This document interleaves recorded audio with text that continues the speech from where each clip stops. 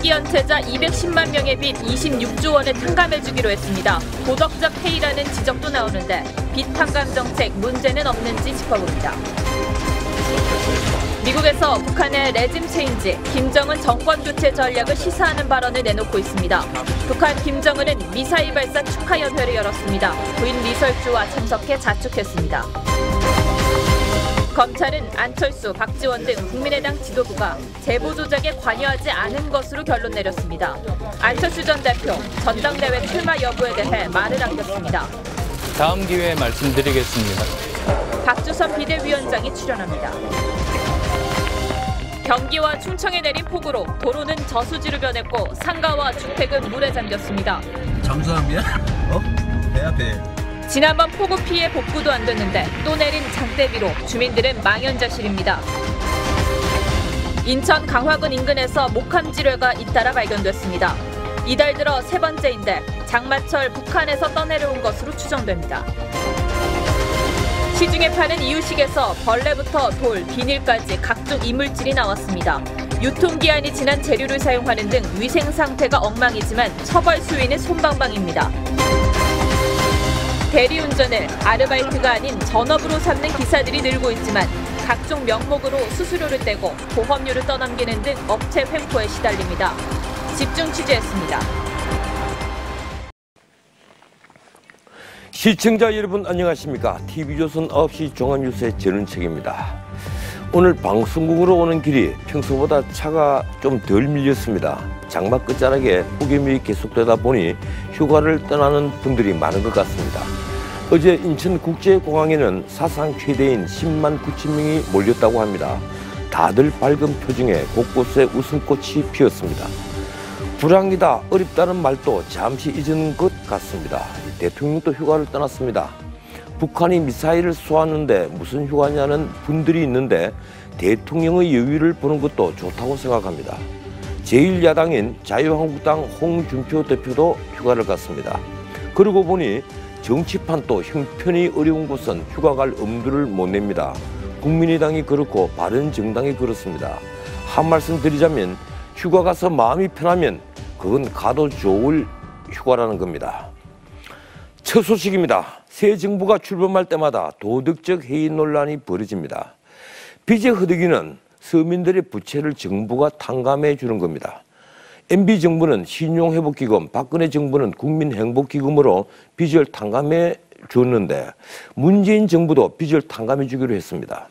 채권 소멸시효가 지난 25조 7천억 원의 빚을 정부가 없애주기로 한 겁니다. 사실상 역대 정부 최초의 전액 면제이자 최대 규모 탕감입니다. 우리나라 경제활동 인구 13명 중에 1명 꼴인 214만 명의 25조가 넘는 빚이 사라지게 됩니다. 그런데 지금까지 성실히 노력해서 빚을 갚은 사람들은 마음이 어떻겠습니까? 먼저 유아름 기자가 보도합니다. 빚을 탕감해주는 발표는 취임 12일째인 최종구 금융위원장이 직접 했습니다. 빚권하는 폐습을 버리고 빚의 굴레에서 벗어나도록 하는 것을 최우선 목표로 삼겠습니다. 우선 국민행복기금 등 금융공공기관이 보유한 123만여 명의 21조 7천억 원의 채권을 다음 달 말까지 전면 소각합니다. 은행 등 민간 금융회사들도 연말까지 자율적으로 소멸시효가 지난 채권을 소각할 예정입니다. 민간 부문이 보유하고 있는 소멸시효 완성 채권은 91만여 명, 약 4조 원 규모입니다. 새 정부 정책 협조 차원에서 민간의 협조를 유도합니다. 전부 실행되면 214만 3천 명의 빚 25조 7천억 원이 사라집니다. 소각이 되면 전산상 채무 없음으로 표시돼 추심을 당하거나 금융거래가 막히는 불이익을 방지할 수 있습니다. 소멸시효가 끝날 때쯤 법원 지급명령 등을 통해 시효를 연장해온 금융권 관행도 함께 없어집니다. 정부는 다음 달 2차 부채 탕감 대책을 발표합니다. 국민행복기금이 보유한 소액 장기연체 등 최대 40만 명의 빚 전액을 없애주는 파격적인 방안입니다. TV조선 유아름입니다. 역대 문민 정권들은 대선 공약으로 의뢰 빚 탕감을 내세웠습니다. 하지만 집권한 뒤엔 채무자의 자구 노력을 전제로 빚을 깎아주는 채무조정에 그치곤 했습니다. 전액 면제가 심각한 도덕적 해이를 부른다는 걸 알았기 때문입니다. 황민지 기자가 보도합니다. 13년 전 노무현 정부는 개인 워크아웃을 확대했습니다. 채무 상환 기간도 연장해줬습니다. 이명박 정부는 72만 명을 신용 대사면했습니다. 국민연금에서 빚의 최대 절반을 대출받아 채무도 갚게 했습니다. 박근혜 정부 역시 66만 명에 대해 채무 조정을 실시했습니다. 원금 감면은 물론 상환 기간도 연장해줬습니다. 모든 빚을 다 없애주는 문재인 정부의 이번 정책은 사상 최대 감면 정책입니다. 반응은 엇갈립니다. 상감을 해주고 뭔가 제기를 할 수 있게끔 도와주는 게 국가적으로도 이게 좋은 방향이 아닐까. 가계부채를 그냥 공공부채로 그냥 이름만 바꾸는 느낌? 그냥 전체 총량은 안 줄어들고 그런 식으로만 한다는 느낌이 들었어요. 반복되는 부채 탕감 정책은 빚을 안 갚아도 된다는 도덕적 해이를 낳을 수 있습니다. 실제 지난 정부에서 채무 조정을 받은 사람 가운데 5명 중 1명은 다시 채무 불이행자로 전락한 것으로 나타났습니다. 성실하게 빚을 갚는 사람들과의 형평성 시비도 있습니다. 약속의 일종이거든요. 돈을 빌려주고 이것을 다시 상환한다는 기본 약속이 깨지는 문제가 있기 때문에 재활기회 제공 차원의 이번 정책의 성공 여부는 도덕적 해이감을 어떻게 최소화하느냐에 달려 있습니다. TV조선 황민지입니다. 미국은 한 달 전까지만 해도 북한의 정권 교체, 이른바 레짐 체인지는 원치 않는다고 해왔습니다. 하지만 북한이 뉴욕까지 날아갈 수 있는 ICBM을 시험 발사하자 달라졌습니다.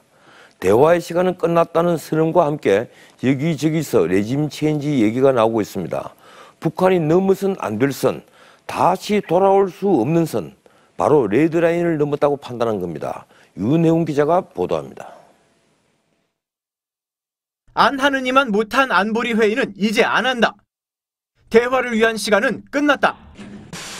북한 ICBM 발사에 대해 미국 유엔 대표부가 내놓은 짤막한 성명입니다.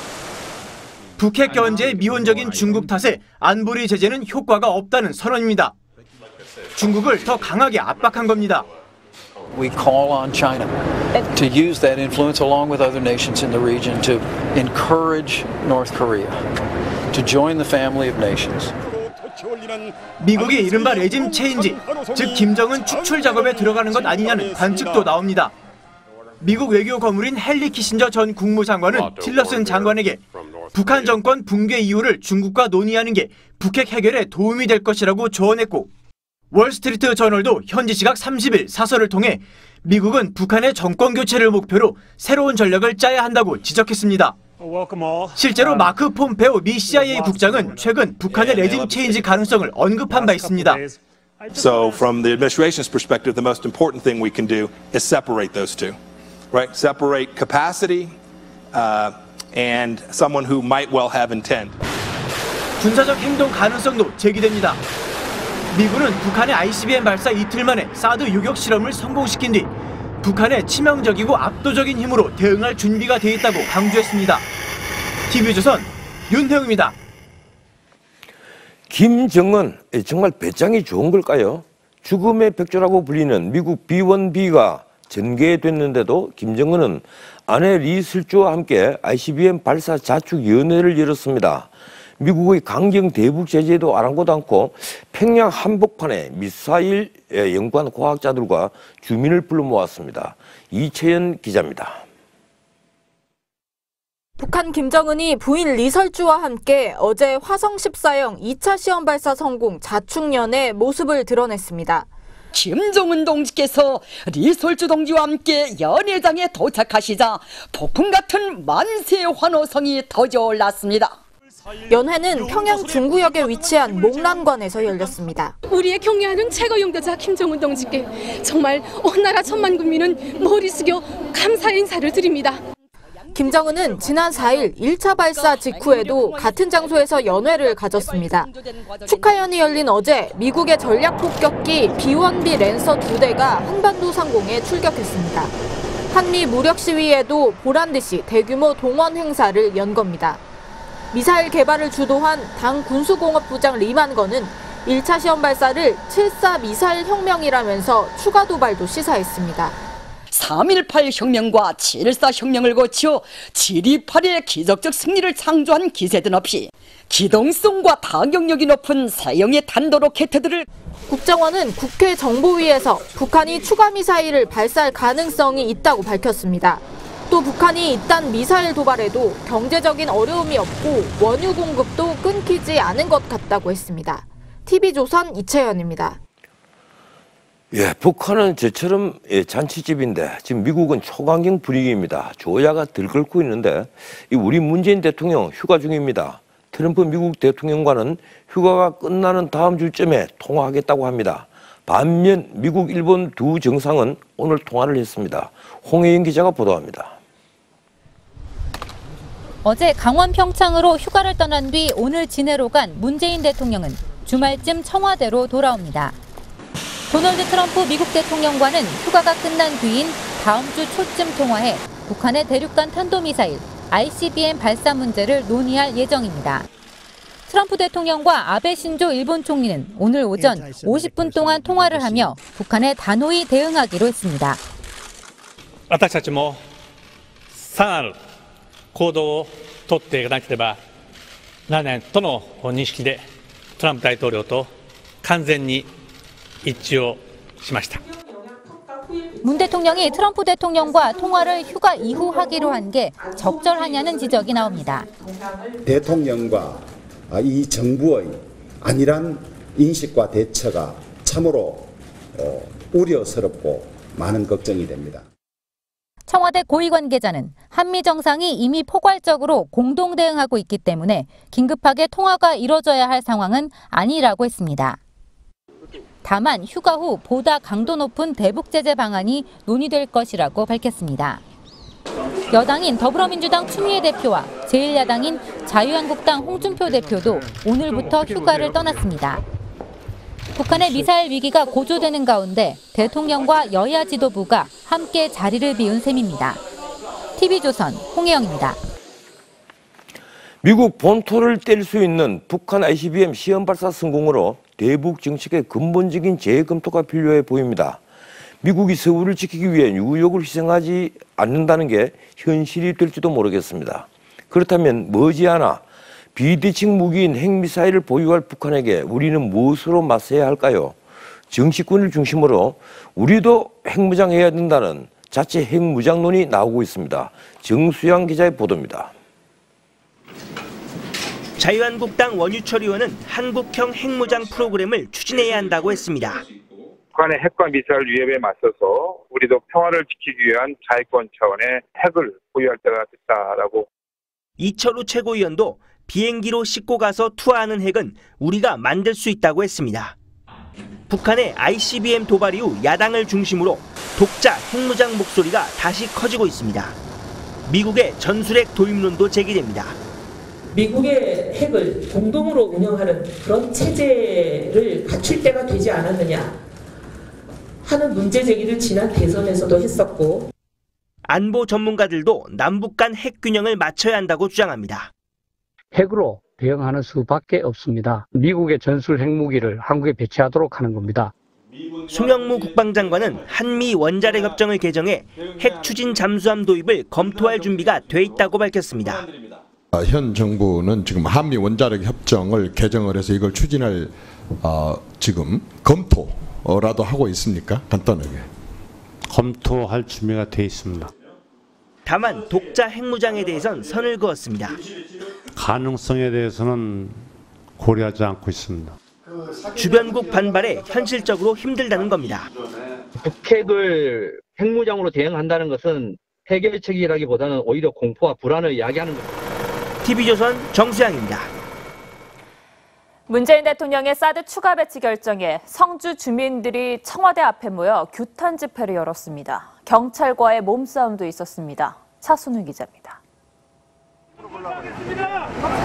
오전 11시 성주 김천 주민들이 청와대 앞에서 사드 반대 기자회견을 하려다 경찰과 충돌합니다.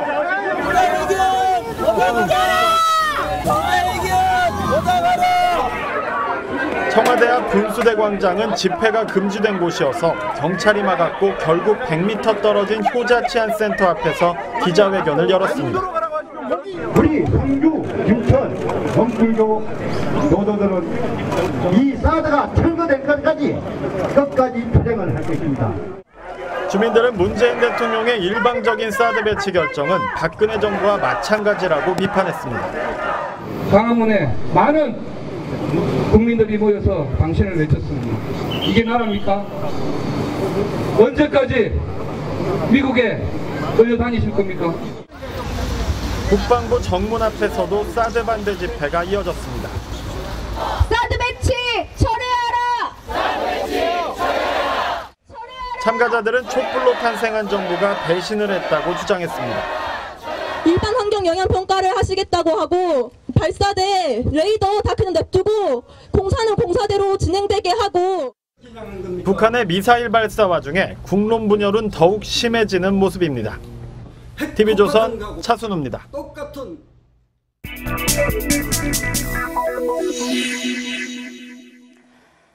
지난 1년 동안 정부 여당은 사드를 놓고 갈짓자 행보를 보였습니다.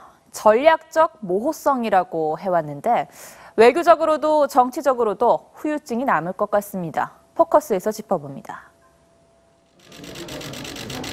지난 28일 정부가 일반 환경 영향 평가 방침을 밝히며 사드 연내 배치는 물 건너가는 듯했습니다. 하지만 그날 밤 북한이 허를 찔렀습니다.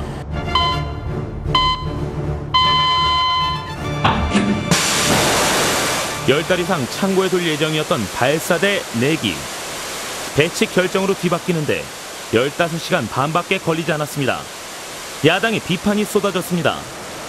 일반 환경 영향 평가를 실시하겠다고 한 말에 잉크도 마르기 전에 여전히 자기 모순적인 한가한 결정입니다. 임실한 단서는 철회 가능성에 대한 기대를 높였습니다. 하지만 송영무 국방부 장관은 백지화 가능성을 사실상 부인했습니다. 완전한 배치를 위한 그 전 단계로서 임시 배치를 건의했다 이런 말씀이시죠? 예, 그래서 결론을 났습니다. 긴급 배치이지 조건부 배치는 아니다 이 말씀이시죠? 예, 맞습니다.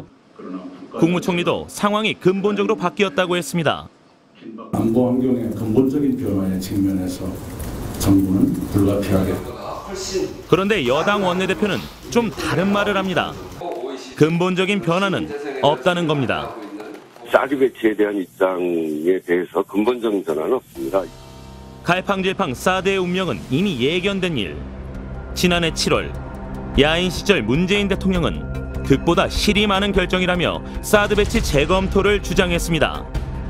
정치권에선 사실상 반대 입장으로 해석됐습니다. 후보 시절엔 찬반에 대한 명확한 답변을 피하다가 취소하겠다 그런 것은 아니고요. 그러나 또 반드시 강행하겠다 그런 입장도 아닙니다. 대선 한 달 전 사드의 필요성을 언급했습니다.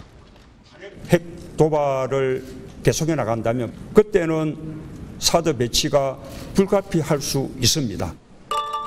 전략적 모호성은 양강 외교에서도 이어졌습니다. 문 대통령은 미국에 가선 사드 번복에 대한 의구심을 버리라고 했습니다. 하지만 시진핑 주석에겐 환경영향평가 도중 북핵 문제가 해결되면 사드 배치를 안 할 수도 있다는 취지의 말을 했습니다. 미국은 사드 배치를 믿고 있습니다. 중국은 철회 가능성을 기대하고 있습니다.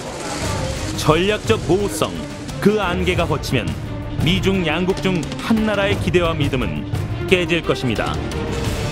뉴스9 포커스였습니다. 국민의당이 한숨 돌렸습니다.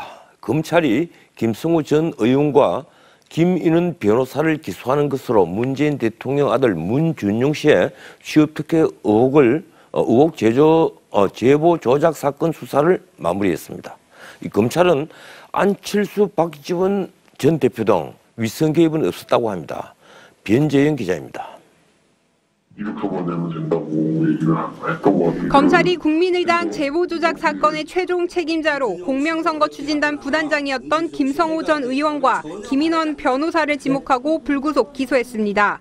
문 씨 스스로가 주변에 특혜 취업에 대해 자인했기 때문에 문준용 씨의 특혜 취업은 더 이상 허위 사실이 아닌 진실임이 백일하에 드러났습니다.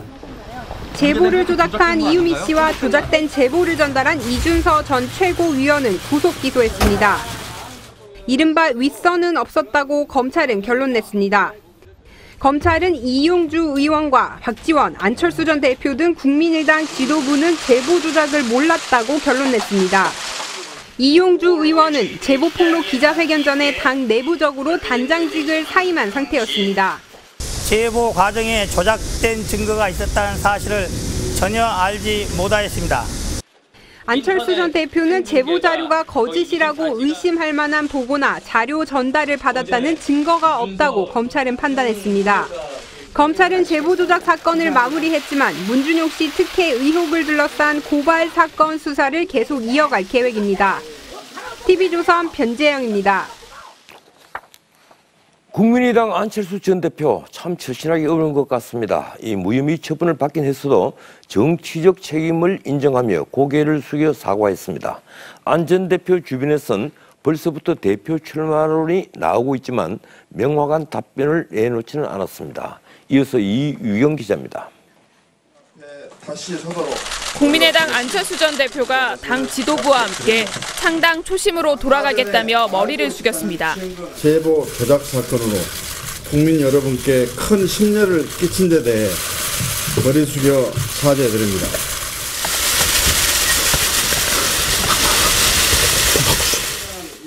당 체질을 개선해 국민 앞에 다시 서겠다며 사과의 뜻도 밝혔습니다. 박주선 비대위원장께서 말씀하신 그 성명서에 제 뜻도 함께 담겨 있습니다. 제보 조작 사건에 관여하지 않았다는 면죄부는 받았지만 정치적 책임은 인정한 모습입니다. 당내에서는 안 전 대표가 8월 27일에 열리는 전당대회에 등판해야 한다는 얘기가 나옵니다. 일부 원외위원장들은 안 전 대표를 만나 당대표 출마를 공식 요청했습니다. 안 전 대표는 즉답을 피했습니다.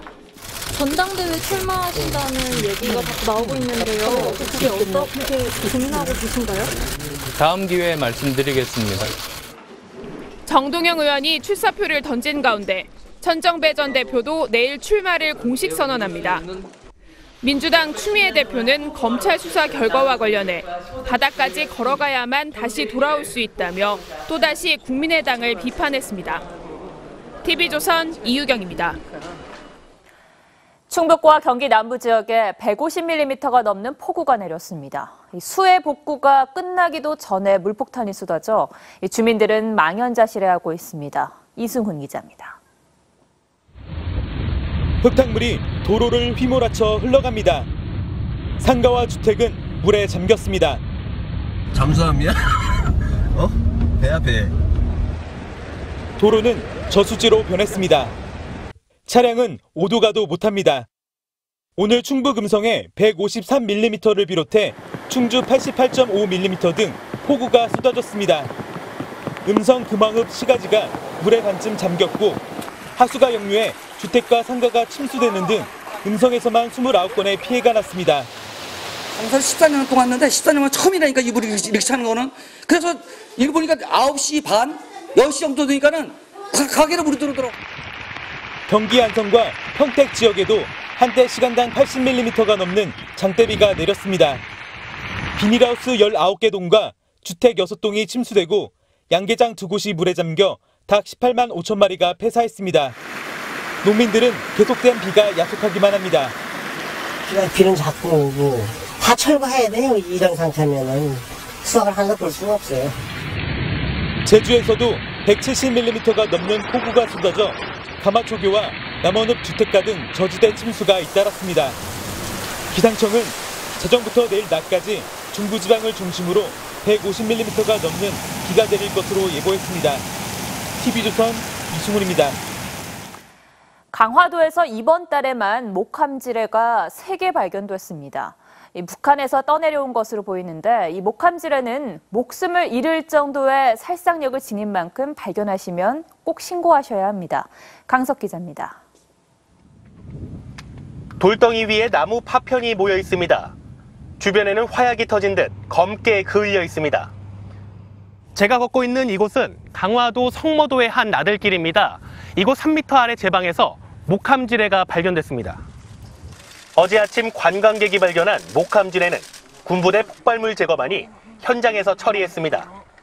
건졌다는 얘기를 막 저기 여자가 오나서 혼났는데 그런데 나가지 말라라 했다. 그런데 그냥 큰 소리가 나. 내가 했다. 아이고 터졌나 보다 그러니까.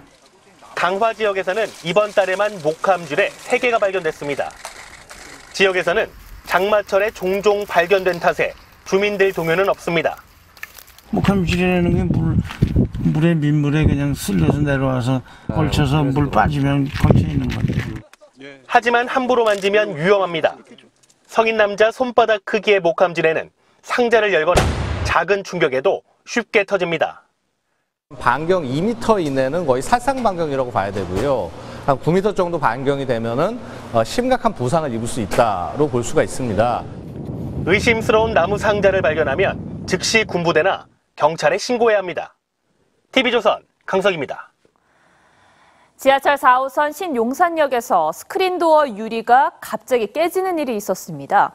열차가 들어올 때 생기는 바람의 압력 때문에 깨졌다는데요. 안전시설이 오히려 안전을 위협하는 건 아닌지 모르겠습니다. 최원희 기자입니다. 지하철역 구내에 유리 파편이 수북이 쌓여 있습니다. 오늘 오전 9시 40분쯤 지하철 4호선 신용산역에 열차가 들어오는 순간 스크린도어에 갑자기 금이 갔고 다음 순간 유리가 쏟아지듯 깨졌습니다. 그 유리 조각들이 산산조각이 나가지고 우두둑 떨어지고 있었어요. 사람들 다 웅성웅성하고 무서워가지고. 파편은 승강장 앞쪽으로 쏟아져 내렸습니다. 다행히 주변에 기다리는 사람은 없어서 다친 사람은 없었습니다. 선로에는 미처 치우지 못한 유리 파편이 남아 있습니다. 신용산역 측은 지하철이 들어올 때 바람 압력 때문에 유리에 균열이 생긴 것으로 보고 있습니다. 약한 부분이 있을까 이런 부분도 어느 한 부분이 약하는데 그게 이제 압력을 못 이기다 보니 열차풍을 견디지 못하는 스크린도어를 지하철역에 세운 셈입니다. 진동이라든지 바람에서 계속 노출됐을 때는 강화유리가 깨지는 경우가 있습니다. 그러니까 이쪽 부분에 대해서는 강화유리가 아닌 좀 더 강한 재료에 지난해 8월에도 지하철 1호선 대방역 스크린도어가 폭염을 못 이겨 갑자기 파손되기도 했습니다. TV조선 최원입니다. 아기들이 먹는 이유식에서 벌레, 돌, 나무까지 황당할 정도의 이물질이 잇따라 발견되고 있습니다. 이 문제는 이런 사실이 적발돼도 처벌이 너무 약하다는 겁니다. 유혜린 기자입니다. 커다란 나무 조각, 돌멩이, 머리카락에 나일론 줄까지 시중에 판매 중인 이유식 제조업체에서 발견된 이물질들입니다. 그거를 우리 아이가 먹었다 생각하면은 안 좋은 걸 먹었다 생각하면은 애기한테 안 좋을까봐 해가 될까봐.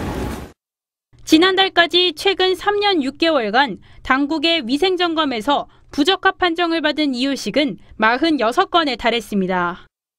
이 가운데 절반은 벌레나 곰팡이 등 이물질이 발견됐습니다. 유통기한이 지난 제품을 사용하거나 원재료를 허위로 표시한 업체도 있었지만 처벌은 솜방망이였습니다.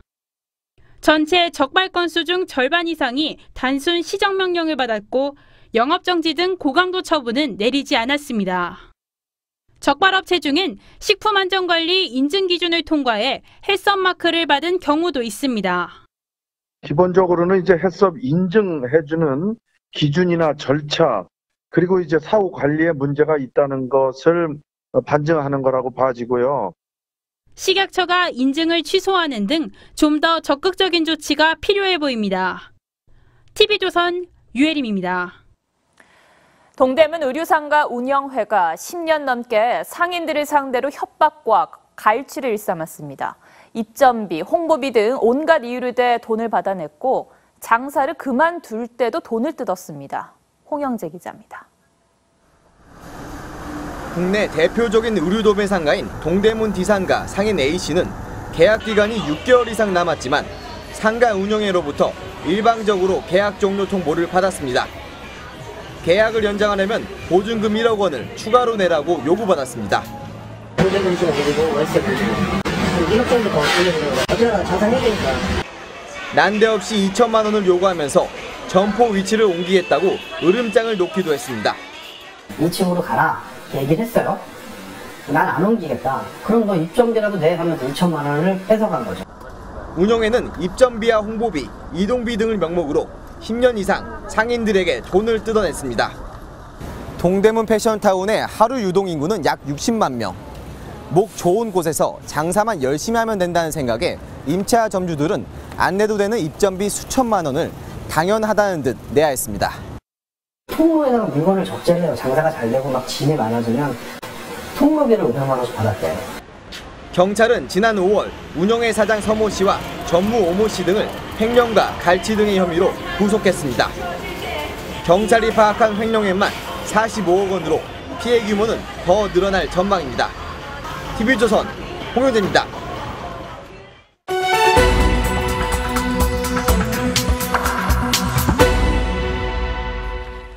벼룩의 간을 빼먹는다는 말이 있죠.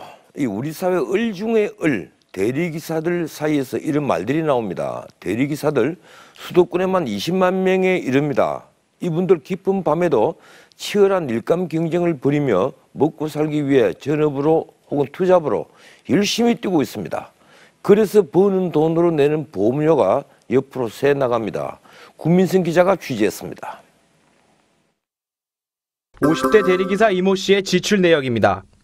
매달 10만 원의 돈이 보험관리비라는 명목으로 대리운전 회사로 빠져나갑니다. 기사님도 이제 보험 관련해서 그 보험료로 들어가는 거고요. 저희는 자료까지는 드릴 수가 없고요. 회사가 받아가는 돈은 연간 보험료 120만 원. 무사고 운전자의 대리운전 특약 보험료가 70만 원 선인 걸 감안하면 50만 원 가량을 더 내는 셈입니다. 한 달 대리 기사들이 지불해야 될 보험료는 5만 몇천 원 선으로 알고 있는데 실질적으로 우리들한테 받아가는 돈은 10만 원 이상. 저 같은 경우는 11만 원을. 대리기사가 내는 한 달 보험료 10만 원. 누군가에겐 적은 돈이겠지만 2만 원 받아 20% 수수료를 떼면 15,000원가량 손해지는 대리기사에겐 7번 운전해야 벌 수 있는 큰 돈입니다. 시장이 너무 정비가 되어 있지 않고 투명하지 않은 속에서 나타나는 이런 법적 제도적인 허점을 업자들이 많이 악용을 하고 있어요. 그래서 보험료에 대한 기준, 보험료의 부과와 절차와 과정 이런 부분들이 투명하게 돼서 대리운전 기사들은 터무니없는 보험료 액수가 보험사와 대리운전 회사의 유착 결과가 아닌지 의심하기도 합니다. TV조선 구민성입니다. 예, 이 뉴스를 전하다 보니까 화가 좀 나네요.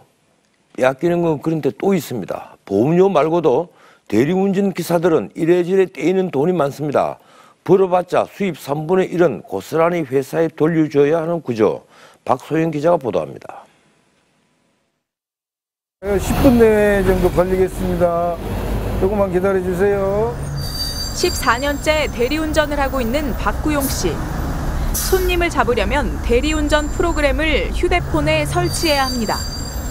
박 씨는 2개를 쓰지만 대부분 3개씩은 사용하고 많이 쓰는 사람은 너댓 개도 씁니다. 하지만 공짜가 아닙니다. 각각 15,000원씩을 내야 돼요. 그러면 그 금액이 기본 3개씩을 쓴다고 치면 45,000원인데. 프로그램 사용비로만 한 달 평균 5만 원이 들어갑니다. 손님 1명을 데려다 줄 때마다 20%씩 수수료를 떼는 건 기본입니다. 여기에 보험료 부담까지 더하면 한 달에 300만 원을 벌더라도 실제로는 200만 원을 집에 가져가기도 빠듯합니다. 대리운전 요금 20년째 계속 떨어졌단 말이에요. 그러니까 같은 시간을 해서 거리를 하기 힘들어서 과거에는 투잡이나 쓰리잡으로 대리운전을 선택하는 사람들이 많았지만 현재는 대리기사의 70% 가까이가 전업입니다. 순전히 대리운전으로 한 집안의 생계를 책임지지만 보호장치는 거의 없다시피 합니다. 표준 약관을 만든다든지 표준요금제를 만든다든지 이런 논의부터 차근차근 해나가시는 것이 중요하다 생각합니다. TV조선 박소영입니다. 졸음운전과 과로사가 끊이지 않았던 노선버스 운전기사 그리고 우편 집배원의 근로시간이 획기적으로 줄어들게 됐습니다. 무제한 근로를 시킬 수 있는 25개 특례 업종이 10개로 조정되면서 특례 업종에서 빠진 겁니다. 보도의 이일주 기자입니다. 형체를 알아볼 수 없게 찌그러진 자동차. 매일 15시간 이상 근무하고 잠은 4시간밖에 자지 못한 버스 운전기사의 졸음운전이 일으킨 사고였습니다. 버스기사는 노사가 합의하면 주 12시간으로 제한된 초과 근무를 합법적으로 더 늘릴 수 있는 대표적인 특례 업종입니다. 국회 환경노동위원회 법안심사 소위는 노선버스 기사를 특례 업종에서 제외하기로 했습니다. 여야가 가합의 본 안은 노선여객 자동차 운송 사업은 제외하자 하는데 가합의를 보았습니다. 과로사가 끊이지 않고 있는 집배원과 도소매업, 광고업, 숙박업, 금융업 등 15개 업종도 포함됐습니다. 모 방송사 PD의 자살로 장시간 근로가 논란이 된 방송업과 통신업, 사회복지 서비스업 등 10개 업종은 특례 업종으로 남습니다. 환노위에서 결정된 부분에 대해서는 상당히 저희 업종에서도 환영을 하고요. 다만 이제 이 임금이 상대적으로도 줄 수도 있는 부분이 있기 때문에 버스 준공용제를 시행을 하는 게 소위는 특례 업종의 구체적인 제외 시기는 근로시간 단축 법안과 함께 논의하기로 했습니다. 또 제외 업종을 추가하거나 특례 업종이라도 의무 휴게 시간을 부여하는 방안도 다루기로 했습니다. TV조선 이일주입니다. 대기업 취업자가 7년 만에 가장 큰 폭으로 줄어 246만 명을 기록했습니다. 거꾸로 4명 이하 영세기업 취업자는 987만 명으로 늘어 대기업 4배가 됩니다. 영세기업은 사람 구하기 어렵다는데 그나마 취업자가 느는 현실, 이 제조업 투자가 부진한 탓이라고 합니다. 윤창기 기자가 보도합니다. 서울의 한 제본 공장입니다. 기계가 쉴 새 없이 돌아갑니다. 10명 남짓 근무하고 있습니다. 인력 부족에 시달리지만 사람 구하기가 하늘의 별따기입니다. 올 사람 별로 없고 또 보는 거잖아요. 어쨌든 편하고 사무직 가고. 3명이 일하는 인근의 차양업체도 상황은 다르지 않습니다. 힘들죠. 모든 조건이 좋지 않은 조건을 갖고 있어요. 되게 많이 따지더라고요. 올해 2분기 4인 이하 영세기업 취업자 수는 987만 명으로 1년 전보다 15만 명가량 늘었습니다. 반면 300인 이상 대기업 취업자 수는 7년 만에 가장 큰 폭으로 감소했습니다. 특히 30대 그룹은 지난해에도 고용 인력을 2만 명 줄였습니다. 대기업 취업자 수는 1년 전 같은 기간보다 2만 5천 명이 준 246만 명에 불과하고 이는 7년 만에 가장 큰 폭으로 준 것입니다. 제조업 부진에 따른 것으로 보이지만 자동화와 투자 자제에 따른 결과이기도 합니다. 1에서 5인 미만에서 자영에 가까운 정도의 그런 일자리밖에 좀 안 만들어지고 있잖아요. 그거를 지금 대학생들이 원하는 건 아니죠. 기업가 정신이 노쇠된 것 같아요. 청년 일자리도 좀처럼 늘지 않는데 일자리의 질도 기대 수준에 못 미치고 있습니다. TV조선 윤창기입니다. 요즘 은행 지점들 그리고 은행은 자꾸 줄어들죠. 인터넷 금융거래가 늘면서 시중은행들이 올해 안에 지점 400여 개를 줄입니다. 서비스 개선보다는 인력과 경비 감축에 더 신경을 쓰는 모양새입니다. 반면 인터넷은행 카카오뱅크는 출범 닷새 만에 개설 계좌 100만 개를 넘었습니다. 박상현 기자가 보도합니다. 서울 여의도의 시티은행 지점. 점포 폐쇄를 알리는 안내문이 붙어있고 ATM기는 텅 비었습니다. 한국시티은행은 지점 축소 계획의 일환으로 이곳 여의도 중앙점을 포함해서 7월 한 달 동안 모두 35개 점포를 폐쇄했습니다. 은행을 찾은 고객들은 헛걸음을 했습니다. 은행에 와서 봐야 되는 업무도 있잖아요. 이제 없어졌다 그러니까 불편하고 지금 또 다른 데로 찾아가야 되네요. 비대면 거래 비중이 40%를 넘어서면서 은행들이 잇따라 점포 줄이기에 나선 겁니다. 지난 5년 동안 해마다 평균 100여 개가량의 점포가 문을 닫았는데 올해에는 폐쇄 점포가 400곳으로 늘어납니다. 은행 직원 만여 명이 직장을 잃었습니다. 인터넷 비중이 는다는 이유를 대지만 은행이 지나치게 수익성만 따진다는 지적도 드셉니다. 혁신적인 금융 서비스에 대한 제공보다는 지점에 있는 그러한 그 창구를 줄이는 것으로 경비와 어떤 경영 효율화만을 생각하는. 영업 시작 닷새째 카카오뱅크는 계좌 개설 100만 건을 넘겼습니다. 인터넷 전문은행의 높은 예금금리와 낮은 대출이자가 시중은행의 틈새를 빠른 속도로 파고들고 있습니다. TV조선 박상현입니다.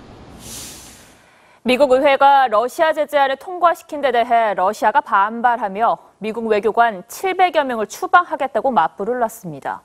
여기에 미국은 북한과 거래하는 러시아 기업 제재까지 예고하고 있어 양국 갈등은 더 악화될 전망입니다. 이태영 기자입니다. 미국 하원과 상원은 북한과 러시아, 이란을 패키지로 제재하는 법안을 지난주 잇따라 통과시켰습니다. 그러자 푸틴 러시아 대통령이 미국 외교관 추방 카드로 맞불 제재에 들어갔습니다. И дипломатов, и технических работников работало до сих пор еще пока работает в эти дни в России. 755 должны будут прекратить свою деятельность в Российской Федерации. Это чувствительно. 외교관 755명 추방 조치는 역대 최대 규모입니다. 워싱턴 포스트는 러시아 기자의 말을 인용해 푸틴의 인내심이 바닥났다, 미뤄온 모든 것을 행할 것이라고 보도했고, 미국은 유감스럽고 부적절한 행동이라며 불쾌함을 드러냈습니다. Well, the president's made it very clear that Russia's destabilizing activities, its support for rogue regimes, its activities in Ukraine are unacceptable. 이런 가운데 일본 요미우리 신문은 오늘 미국이 북한과 불법 거래하는 러시아 기업과 관계자에게 금융 제재를 가할 방침이라고 보도했습니다. 이에 따라 미러 양국 관계는 냉전 이후 최악으로 치달을 것이라는 전망이 나옵니다. TV조선 이태영입니다. 베네수엘라 마두로 대통령이 재헌의회 선거를 강행하면서 3개월째 이어져 온 반정부 시위가 더 격렬해졌습니다. 곳곳에서 유혈 충돌이 빚어졌습니다. 이미지 기자입니다. 도로 한복판에서 폭탄이 터지며 불기둥이 치솟고 쉴 새 없이 총소리가 울려 퍼집니다. 현지 시간 30일 오전 6시 마두로 대통령이 밀어붙인 재헌의회 선거가 치러지면서 베네수엘라 수도 카라카스는 전쟁터로 변했습니다. 도심에서 사제 폭탄이 터지며 경찰 10여 명이 부상을 당했고 선거에 출마한 후보자가 피살되기도 했습니다. 극도의 혼란 속에 주말에만 시위대와 경찰 12명이 숨졌습니다. Al parecer fue un explosivo, un paquete de bomba, el cual detonaron justo cuando venía la arremetida de la policía. 국민의 70%는 재헌의회 구성을 반대하는 상황. 현재 여소야대 의회를 무력화하고 마두로 대통령 독재를 강화하려는 정략이라는 겁니다. 하지만 마두로 대통령은 국민 대부분이 투표에 참여했다며 자축했습니다. Ha sido y es una jornada exitosa, de gran participación popular. Quien tenga ojos, que vea. La oligarquía no tiene ojos ni oídos para el pueblo. 재헌의회 구성이 현실화하면 마두로 정권은 장기 집권에 돌입할 전망입니다. 미국은 베네수엘라 정부를 불법 정부로 규정하며 추가 제재를 예고했습니다. TV조선 이미지입니다.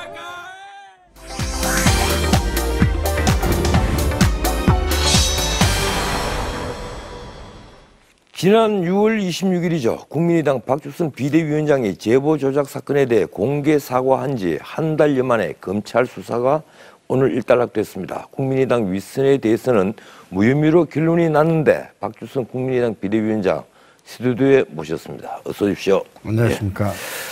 한 달 동안 마음고생 많았겠습니다. 그런데 네. 얼굴은 좋아져 보입니다. 근데 병원에 가셨다면서요? 팔에 통증이 좀 와가지고 병원에 있다 나왔습니다. 뭐 팔 통증은 마음고생과는 좀 다른 원인인 것처럼 보이는데 어떻습니까? 이게 이 김승호, 김인원, 이 대승 공명선거 추진단 뭐 이런 분들만 기소가 되고 나머지 안철수, 박지원 이런 분들 위에 분들 다 힘이 벗었습니다. 저희들이 진상조사를 한 결과를 발표하면서 만일에 안철수, 박지원 이런 분들이 관여가 된 당 내에서의 조직적인 개입이나 공모가 있었다고 한다면 이 당을 해체해야 된다. 예. 그렇게 말씀을 드렸었는데 검찰 수사 결과에 의해 가지고 윗선의 개입은 없이 선거 때 만들어졌던 한시 조직의 실무자급에서 일어난 일이다 이렇게 생각을 하고요. 그렇지만 아무리 실무자라 할지라도 이런 제보 조작은 상상할 수 없는 일입니다. 국민 여러분께 진심으로 사과를 또 드려야 되겠습니다. 정말 죄송합니다. 예, 이 뭐 카메라만 있으면 요새 고개 숙여서 인사하는 게 곧 버릇되겠습니다. 그렇고 그렇더라도 누군가가 부실금융 책임이 져야 되는 것 아닙니까? 저희들이 진상조사한 결과와 검찰의 수사로서 확정한 사실관계는 한치도 틀린 내용이 없습니다. 차이가 없습니다. 다만 저희는 법률을 적용해서 법률적인 평가를 할 수 있는 권한이나 위치에 있지 않기 때문에 이제 검찰이 미필적 고의 이론으로 지금 3사람을 기소를 했는데요. 그 부분에 대해서는 재판 절차에 의해서 실체적 진실이 규명이 되고 유무죄가 가려질 것으로 저희들은 그렇게 보고 있습니다. 예. 어쨌든 이 국민의당이 이 사건 있고 나서 지지율이 문자 그대로 추락을 했습니다.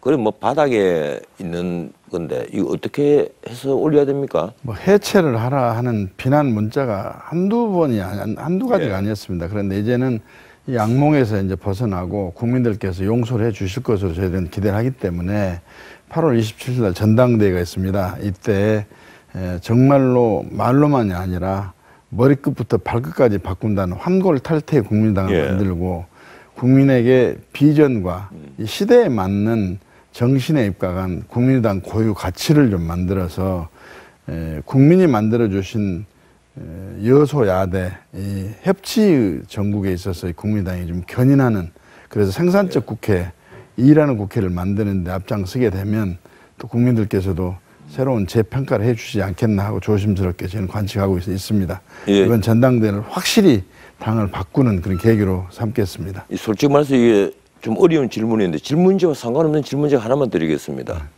이 일각에서는 국민의당 두고 민주당 이중대다 이런 말도 있고 뭐 민주당이 마음만 먹으면 국민의당 흡수해 버릴 수 있다. 아니면 이중대로 놔둘 것이냐. 이게 민주당이 결정할 문제다. 이런 얘기까지 있습니다. 그 말씀 그게 이제 추미애 대표가 비이성적이고 상식에 반하는 여당 대표로서의 말을 하고 도저히 믿기지 않는 스스로의 품위를 손상을 하고 자질을 의심케 하는 그런 발언들을 하고 있는데요. 뭐 추 대표가 그런 말 했다고 저는 말씀드리지 않았는데요. 그런데 그것은 자기들 뭐 어떻게 보면은 기혼인가 몽상일 겁니다. 그런 일이 있을 수가 없는 일이고요. 저희들은 이중대나 삼중대란 말을 듣더라도 국민을 위해서 하는 일은 해야 된다고 생각합니다. 그래서 저희 국민의당마저도 도움을 주지 않으면 더불어민주당은 아무것도 할 수 없는 불능의 정당입니다. 그 옳은 일이면 민주당을 도와서 이중대 소리도 듣겠다. 그렇습니다. 나쁜 일이면 그건 아니다. 우리는 야당의 길을 간다. 아무리 도와달라고 사정해도 국민의 눈높이에서 봐가지고 아니라 하면 아니다. 이런 말씀 좀 꼭 드리고 있습니다. 이 안철수 대표 지금 은퇴를 하라는 말도 있고 이번에 또 이 지구당 뭐 협의회장입니까? 이분들이 일제히 나서서 당대표 출마하라 이런 말도 있습니다. 어떻게 정당은 여러 생각이 다른 사람들이 함께 하고 있기 때문에 안철수 전 대표를 보는 시각과 관점이 좀 다를 수도 있을 겁니다. 그러다 보니까 이 사건은 법률적으로 안철수 전 대표가 관여된 것은 없다는 것이 검찰에 밝혀졌기 때문에 새로운 제기를 하고 당이 어렵기 때문에 나와서 구원투수 역할을 좀 하라는 취지가 아니냐 싶은데 제가 안철수 대표의 입장에서 뭐 가부를 또는 시시비비를 이야기하는 건 적절치 않다고 생각되고 많은 경험을 쌓았기 때문에 안철수 전 대표가 생각 끝에 고민 끝에 뭐 현명한 결정을 하리라 생각합니다. 제가 짧은 질문 하나 드리겠습니다. 이번에 뭐 당대표 출마 거론되는 분들 보니까 천정배, 정동영, 김한길, 뭐 손학규 이런 분들 솔직히 말해서 좀 더 올드보이들인데 왜 새 사람 없습니까? 글쎄 다 당을 한번 이끌어 봤던 분이고 그렇기 때문에 좀 더 새로운 사람들이 나와야 되지 않겠냐 하는 기대를 많이 하고 있습니다만 또 경륜을 살 수도 있는 분들이고 또 앞으로 후보 등록 기간이 상당히 남아있기 때문에 아주 파격적인 새로운 인물이 또 후보로 등록할 가능성도 있다고 좀 보여지기 때문에 기대해 주십시오. 예, 그때를 기다려 보겠습니다. 고맙습니다. 네, 감사합니다.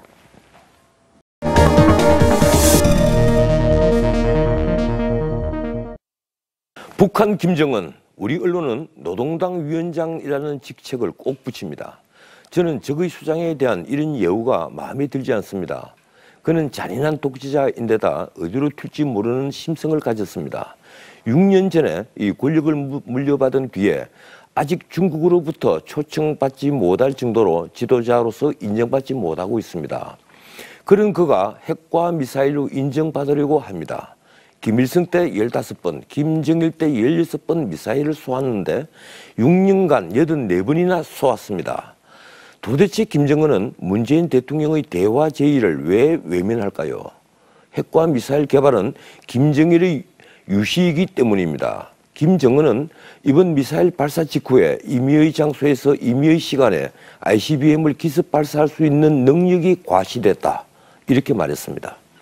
김정은은 핵과 미사일이 권력을 지켜준다고 믿고 있는 것입니다. 핵 개발을 중단한 카다피가 2011년 반군에게 살해된 게 교훈이 됐을 겁니다. 굳이 ICBM을 개발하는 것은 미국이 서울을 지키기 위해서 뉴욕을 희생하지 않는다는 걸 잘 알기 때문이겠죠. 그런 김정은을 설득해 핵을 포기시킬 수 있다는 건 환상입니다. 개방으로 나가면 죽음밖에 없다는 사실을 그는 너무 잘 알고 있습니다. 자, 어떻게 해야 할까요? 우리가 북한을 압도할 힘을 가져야만 평화가 유지됩니다. 그리고 북한을 개방으로 이끌 수 있습니다. 역사가 그걸 증명합니다. 네, 7월의 마지막 날인 오늘도 충청과 제주에 최고 120mm의 많은 비가 왔는데요. 밤 사이에는 서울, 경기 지역에 호우특보가 내려질 것으로 보입니다. 내일 오전까지 서울, 경기 최고 150, 영서, 또 충청, 호남 지역에 최고 120mm의 강한 비가 예상되는 만큼 비 피해 없도록 주의하셔야겠습니다. 내일 오후엔 날이 개겠고요. 이 해가 뜨거워지면서 낮 기온도 크게 오르겠습니다. 서울이 32도, 대전 33도, 광주가 34도까지 오르겠는데요. 본격적으로 폭염이 시작될 것으로 보입니다. 이 주중에 큰 비 예보 없이 폭염이 이어지다가 일요일에 수도권 영서 지역에 비가 좀 내릴 것으로 보입니다. 오늘 밤 사이에는 비가 오면서 습한 데다가 최저 기온이 25도를 웃돌면서 후텁지근하겠습니다. 건강관리 유의하시기 바랍니다. 날씨였습니다. 정치판에 속담 하나 말씀드리죠. 개인보다 대중을 속이기가 훨씬 더 쉽습니다. 누구나 자신의 이익에 관련된 일은 세밀히 살피지만 전체의 이해가 걸린 일은 그리 세밀히 따져보지 않기 때문입니다. 오늘은 여기까지입니다. 내일 더 멋진 하루가 될 겁니다. 내일 9시에 뵙겠습니다. 고맙습니다.